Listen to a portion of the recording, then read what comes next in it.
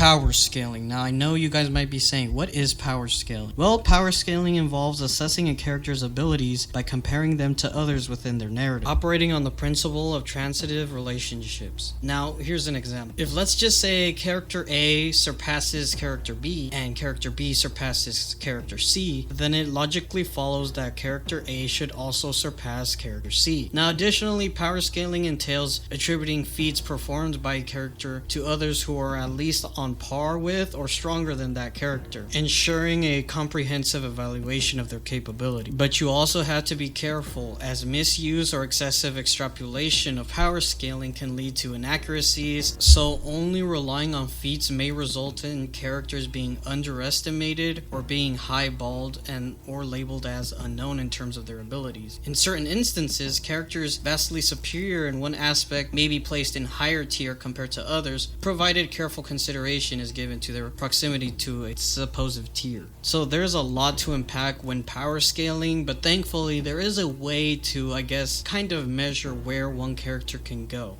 Now, I also have to mention that there are things called hacks. Now, hacks are essentially special, magical powers or weapons that can help buff a character that is, surprisingly weaker than how it's supposed to be. Now, I am over here using the Battles Wiki, and apparently Aang from Avatar The Last Airbender is around the same power as Giorno Giovanna. Now, you might be saying, well, Tax, that doesn't make a lot of sense because clearly Giorno solos most of the Avatar franchise, especially if he uses GER. Well, that's where hacks go into play, because strength wise, Aang is strong, especially if he's in the Avatar state, could do a lot of like high level power stuff, able to like bust down mountains and able to throw fireballs that are a size of comets, stuff like that. Giorno power wise is around that same level, but because GER has that return to zero death loop and all that crazy abilities it got, no matter what Aang tries to hit Giorno with, it'll return to zero, basically making Aang useless. So keep that in consideration when I discuss examples when I'm talking about the tier list. And yes, there is a power scaling tier list, and today I'm going to be talking about it. Now, let's start off with the weakest and we'll go up to the strongest. Now, while it's technically not the strongest by power, speed, and everything that calculates with power scaling, technically it's the weakest, and these are the infinitesimal or very small characters. Now, these characters or objects in this tier operate on incredibly small scales, such as affecting subatomic particles or lower dimensional constructs.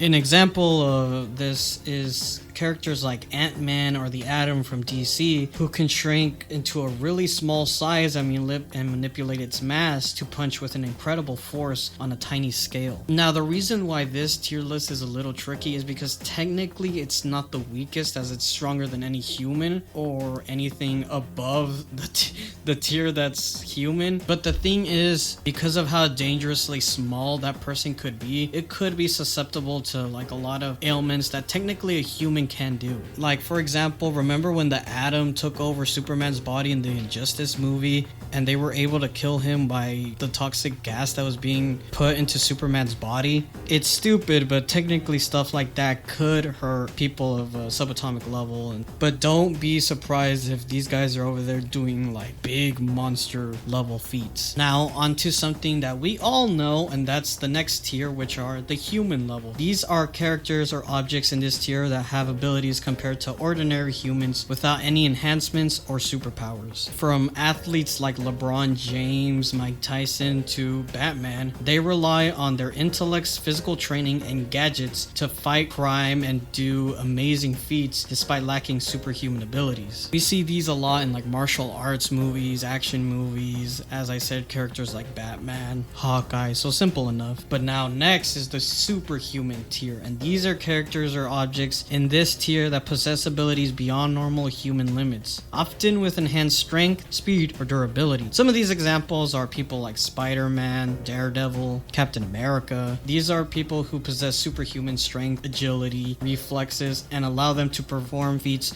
far beyond those of a regular human. Now, next are the urban or street level characters. These are the characters or objects in this tier that can destroy buildings and urban structures, exerting power on a city-wide scale scale level. Examples are like the Hulk or Ryomen Sukuna, who have been depicted causing widespread destruction in urban environments during their rampages. Now, when I'm talking about Sukuna and Hulk, I'm talking about base level Hulk or like 15 finger Sukuna, and that's not to mention characters like World Breaker Hulk or Sukuna with his many hacks and abilities. This is just talking about like pure strength and power that they have, speed and stuff of that nature. Now, next on this tier is the nuclear tier. These are characters or objects in this tier that can unleash destructive powers comparable to a nuclear explosion, affecting large areas or settlements. An example is Dr. Manhattan from The Watchmen, who has control over matter at the atomic level and can cause devastating explosions with his power. Above that is the tectonic level. Now, these are characters or objects in this tier that can destroy large land masses or geological structures, exerting power on a continental or tectonic scale. Characters like Godzilla or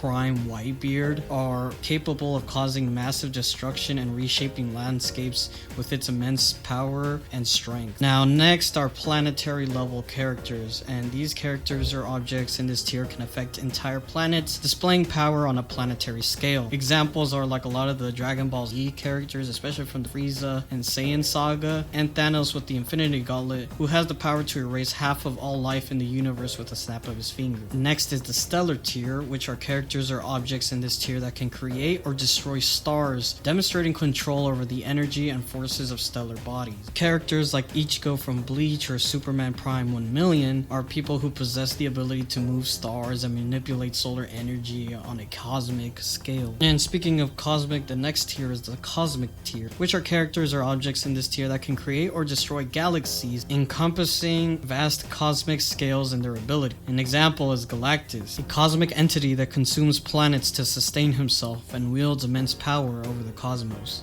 And after that is the multiversal tier. Characters or objects in this tier that have significantly affected, create, or destroyed areas of space larger than a standard multiverse. They have power over multiple universes or reality. An example of this is the Anti-Monitor from the DC Comics, a being capable of consuming entire universes and threatening the existence of the multiverse. After that is the extra-dimensional tier. These are character or objects in this tier that can affect spaces or significantly greater size or complexity than standard universal model. They transcend ordinary concepts of space and existence. The Living Tribunal, Alien X, Zeno from Dragon Ball Super are cosmic entities tasked with maintaining balance in the multiverse and multiversal level abilities. And then last is the Boundless tier, and these are characters or objects in this tier exceed all logical frameworks of lower tiers. They're essentially limitless and can transcend any level of power or existence. A lot of SCP,